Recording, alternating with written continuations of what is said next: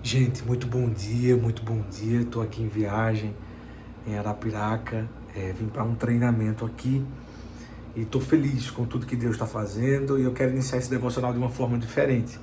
Estou precisando das suas orações. Inicio o treinamento daqui a pouquinho, às 8 horas já estou no palco e preciso dos seus clamores pela minha vida. Muita gente para estarmos à frente, muita necessidade e o corpo cansa, não apenas fisicamente, mas emocionalmente, espiritualmente, mas eu estou crendo naquilo que o Senhor nos confiou. Afinal, hoje o que eu estou vivendo aqui é fruto das nossas orações, né? Eu tenho dito ao Senhor, eu não quero uma amizade que não venha do Senhor, não quero um cliente que não venha do Senhor, não quero sentar em nenhuma mesa que não venha do Senhor. Então eu tenho consagrado tudo que tem chegado em minhas mãos. E creio eu que esse é fruto das nossas orações, essa empresa, né? Esse negócio que a gente está tocando aqui. Estou agora no hotel, mas preciso das suas orações, amém? Eu creio que a mensagem é maior do que o mensageiro.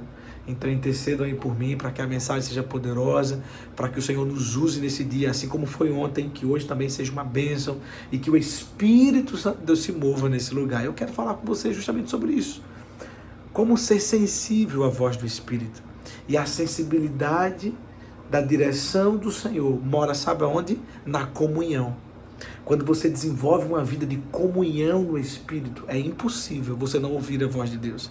É impossível você não ter a direção do Espírito. Agora, você sabe o que afasta a gente dessa sensibilidade espiritual, dessa comunhão com o Senhor? É a desconexão. É quando eu deixo de orar, é quando eu deixo de jejuar, é quando eu deixo de andar em ambientes que potencializa o meu melhor espiritual e eu agora começo a substituir aquilo que era sagrado por aquilo que é supérfluo. Veja, o convite do Senhor para nós é que em todo tempo nós estejamos em vigilância, porque a carne é fraca, mas o espírito é forte, o espírito sempre está pronto. A Bíblia vai dizer, por meio de Efésios, que a nossa luta não é contra a carne, não é contra sangue, mas contra as hostes infernais da maldade nos lugares celestiais. Só que a Bíblia vai dizer em Efésios 1 que nós já fomos abençoados com toda sorte de bênção. Nós precisamos tomar posse disso. Você é um abençoado, você é uma abençoada, mas quando nós não investimos tempo de qualidade naquilo que o Senhor já liberou para nós, nós podemos perder em virtude justamente da falta de consciência. Então, qual é o convite do Senhor hoje para você? Seja prudente, seja vigilante, seja sábio, tenha discernimento do Espírito, invista em oração, invista em comunhão com o Senhor, invista em tempo de qualidade com o Senhor. Como minha mãe diz, crente que na hora está com defeito de fabricação, crente que não lê a Bíblia está com problema de origem. Você sabe que uma das únicas formas de você desenvolver sensibilidade espiritual e comunhão com o Espírito é meditando na sua palavra. Porque Romanos 10:17 diz, a fé vem pelo ouvir e o ouvir a palavra de Deus. Veja como isso é poderoso. Não tem como você viver na orientação do Espírito, na direção do Espírito, se você não investir nesse tempo de qualidade. A Bíblia diz que enquanto o povo estava no deserto, por mais provado que eles fossem, diz que as crianças cresciam e as roupas cresciam juntos. Os calçados cresciam juntos. Você tem ideia que isso não é apenas um Deus que é Senhor, mas um Deus que também é Pai? Você tem ideia do que é a paternidade de Deus? Isso é o cuidado de Deus. Mas antes de tudo isso, é a sensibilidade de estar sendo dirigido pelo Espírito Santo de Deus. Porque é um fato que mais tarde esse povo se revolta contra o Senhor, murmura contra o Senhor e paga um alto preço. Mas enquanto esse povo estava na direção do Espírito, o Senhor não deixou de cuidar. A coluna à noite, sabe, para aquecer do frio extremo. A nuvem pelo dia devido ao sol terrível que era, porque eles estavam no deserto, mas não faltou a boa mão do Senhor sobre a vida deles. Não faltou a direção do Espírito sobre Moisés para conduzir aquele povo.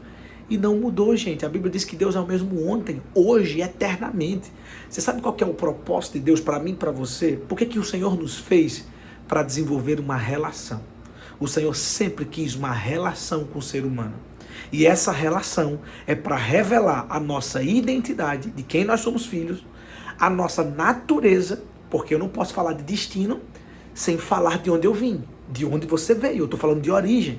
E a Bíblia diz em Mateus 5 que nós somos luz do mundo e sal da terra. Então se aproprie disso. Então para que o Senhor nos fez? Para nos trazer clareza da nossa identidade, para despertar a nossa natureza de quem de fato nós somos na essência, e terceiro, para revelar o nosso propósito nele.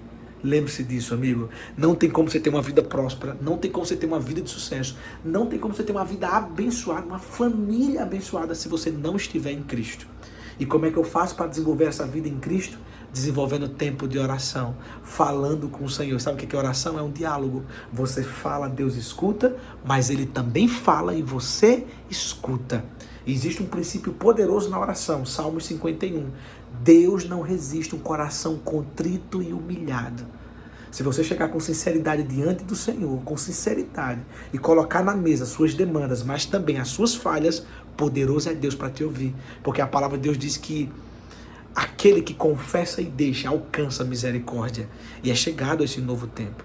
Cuidado para você não perder essa sensibilidade espiritual. Porque quando você perde a comunhão com o Senhor, você também perde a direção. E aí, meu amigo, quando você perde a direção, você vive a deriva.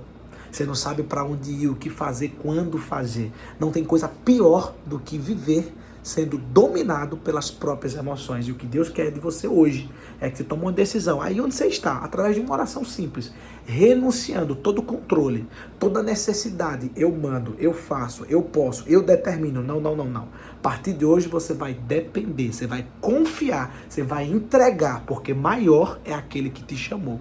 Amém? Tiago escrevendo, ele disse: tolos são vocês que dizem, amanhã farei isto e aquilo, se vocês nem sabem como será o dia de amanhã.